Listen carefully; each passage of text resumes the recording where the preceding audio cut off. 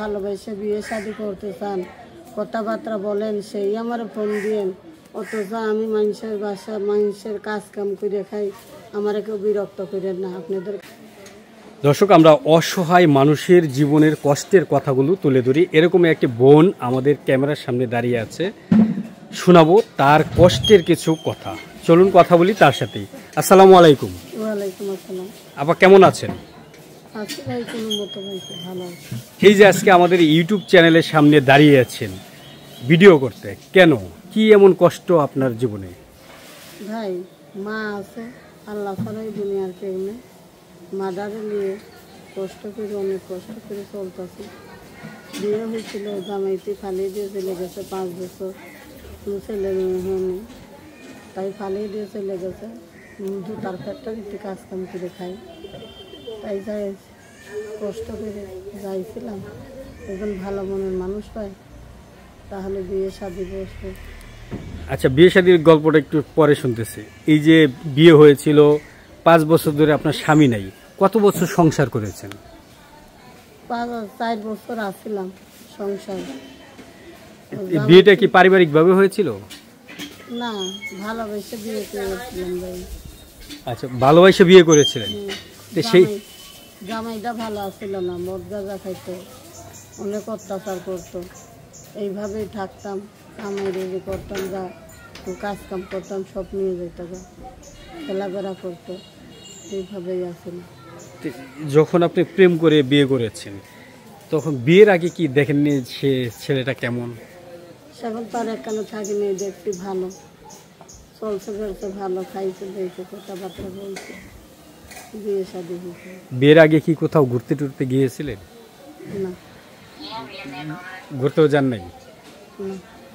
তো এই যে 4 বছর বিয়ে যখন করেছেন, 4 বছর সংসার করেছেন, তখন আপনাদের সুখের কোনো স্মৃতি নাই? দুঃখের স্মৃতিতে সুখের স্মৃতি হারিয়ে যায় ভাই। অনেক কষ্টের মাঝে মনে করেন ছিল 6 মাস 1 বছর এরকম ভালো আছিল, দুজন ভালোই আছিলাম। তারপর যখন মনে করেন বেশি মদ গাঁজা খাইতো, তো মানুষের বেশি পরিবর্তন, টাকা পয়সা, সেখন কামাই রুজি করতো না, মনে করেন কোনো জায়গায় যাইতো না, পালিয়ে দিয়ে চলে যেত, আবার আসতো, এইভাবেই দিন গেছে। তাই ভাইয়া সুখের স্মৃতি মনে নেই, কষ্টের গুলো মনে আছে। মানে কষ্টের গোলা মনে আছে।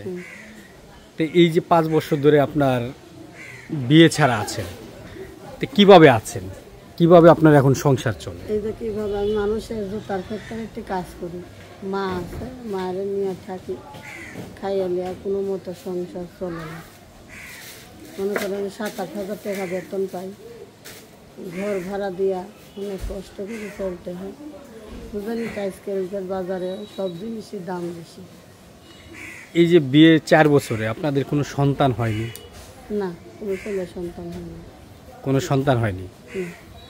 তো এই যে 5 বছর ধরে বিয়ে ছাড়া আছেন, এই 5 বছরে কোনো বিয়ের গড়টর আসে নাই? আইসে, মনের মতো হয় নাই, তাই করি না। যে একবারও যাই এইরকম করে কষ্ট করে ফিরে আইলাম, আবার যেইভাবে যাব, আবার যদি এইভাবে পালিয়ে দিয়ে চলে যায়, তা মানুষের সমাজে চলতে হবে না। এইভাবেই আর বিয়ের কথা মনে নেই, বিয়ে শাদী করি। তো এখন এই যে আমাদের ভিডিওটা করতে আসছেন, আসলে কি সাহায্য সহযোগিতা চাইতে আসছেন না বিয়ে শাদী বসতে আসছে? এখন ভাই মানুষের সাহায্য সহযোগিতা করলে একদিন করব, 2 দিন করব, পরে তার করবো না। আমি চাইছি যে বুড়া মানুষ হয়, যার ছেলে মেয়ে আছে 2-3টা, বিয়ে শাদী করতে চায়, দেখতে, তাই বাচ্চা কাচ্চা দেখবো, তাদের রাখবো। বুড়া মানুষ হলে বিয়ে শাদী করতাম, যাতে ফালিয়ে দিয়ে না যায়। মানে একটু বয়স্ক মানুষ হলে? বয়স্ক মানুষ হলে আচ্ছা, যাতে ফালিয়ে দিয়ে না যায়, রাখে, এর জন্য। আর সাহায্য সহযোগিতা তো মানুষে একদিন করবে, 2 দিন করবে, চিরদিন তো কেউ কারোর করবে না, তার জন্য আসলে। তা আপনার সাথে যদি কেউ যোগাযোগ করে, বিয়ে শাদী করতে চায়, তাহলে কিভাবে যোগাযোগ করবে? আমার এই যে মোবাইল নাম্বার আছে, এই ফোন নাম্বারে আমার সাথে যোগাযোগ করতে পারে। এই ফোন নাম্বারটা দিলে অনেক ভালো মানুষও ফোন দিতে পারে, অনেক খারাপ মানুষও ফোন দিতে পারে। আপনি কি নাম্বারটা দিবেন? হ্যাঁ দেবো। এখন যদি ভালো মানুষ হয় তার সাথে কথা বলবো, যদি খারাপ মানুষ হয় তার সাথে আর কথাবার্তা বলবো না। তাহলে নাম্বারটা বলেন।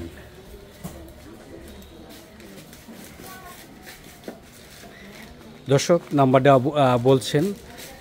তার আগে একটা কথা বলে নেই, যারা বিয়ে শাদী কিংবা সাহায্য সহযোগিতা দিবেন তারা এই বোনটির সঙ্গেই যোগাযোগ করবেন। বোনের সঙ্গে যোগাযোগ করে আপনারা সাহায্য সহযোগিতা যেটাই দেন তার সঙ্গে যোগাযোগ করবেন। নাম্বারটি বলেন।